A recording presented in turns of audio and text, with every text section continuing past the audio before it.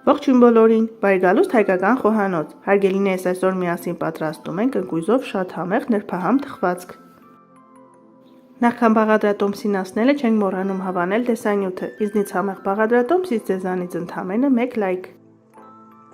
Եթե սիրում եք ընկույզի և մեղրի համադրությամբ պատրաստված խմորեղեններ, ապա փորձեք պատրաստել նաև այս բաղադրատոմսով, ստացվում է անչափ նուրբ, համեղ և նրբահամ։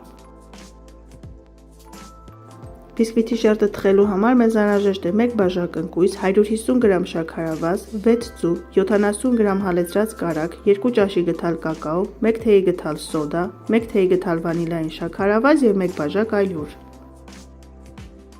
Առանձնացնում ենք 6 ձվի սպիտակուցները և դեղնուցները, սպիտակուցները հարում ենք 4-ից 5 րոպե, մինչև զանգվածը փրփրի, այնուհետև ավելացնում ենք 150 գրամ շաքարավազ։ Քանի որ կրեմը պատրաստելու ենք եփած խտացրած կաթով, 150 գրամ շաքարավազը լրիվ բավական է բիսկվիթի շերտը թխելու համար, այդպես շատ քաղցր չի ստացվում։ Շաքարավազը և սպիտակուցները մի լավ հայելուց հետո մեկ-մեկ ավելացնում ենք 6 ձվի դեղնուցները։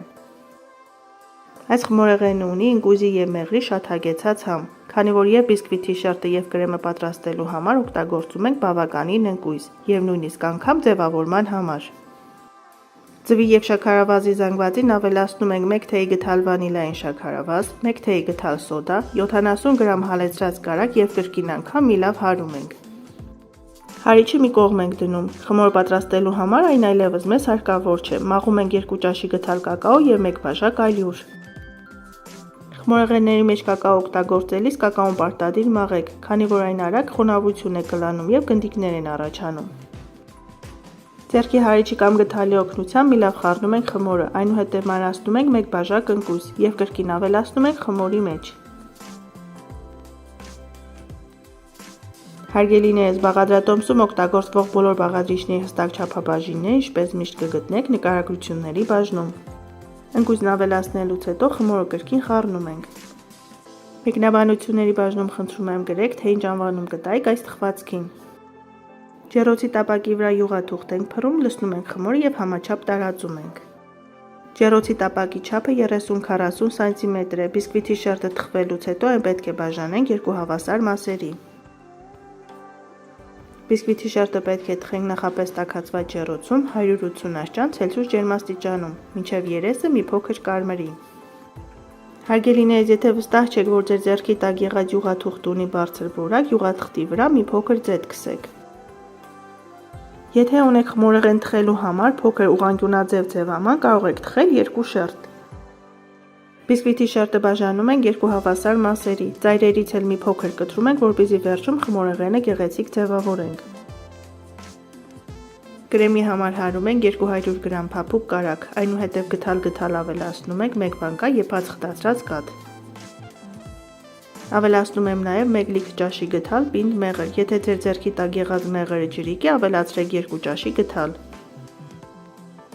Ավելացնում ենք կես բաժակ մանրացրած ընկույզ, մի լավ խառնում ենք և կրեմը արդեն պատրաստ է։ Որպեսզի կրեմի մեջ և արդեն իսկ պատրաստի խմորեղենի մեջ մեղրի համը զգալի լինի, կրեմի մեջ այլևս վանիլին չենք օգտագործում։ Ձևավորում ենք խմորեղենը շերտ կրեմ հերթականությամբ։ Այս խմորեղենը չափազանց փափուկ և նուրբ է ստացվում, քանի որ բիսկվիթի շերտը նույնիսկ առանց կրեմի շատ ճկուն և փափուկ է լինում։ Խմորեղենը ձևավորում ենք մանրացրած բիսկվիթով և ընկույզով։ Նախքան կտրել ընկույզով այս խմորեղենը դրեք սառնարան և թողեք հանգստանա մոտ 1 ժամ, որպեսզի համերը իդեալական համադրվեն։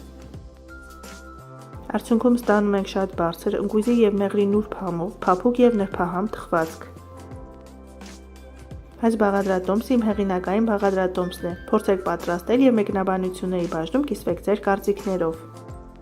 Այս թխվածքը ունի բարձր կալորիականություն, ուստի կարելի է կտրել փոքր չափաբաժիններով։ Մեր պատրաստած շերտավոր խմորեղենը արդեն պատրաստ է, պարզապես իդեալական է ստացվել, խոսքերն ավելորդ են։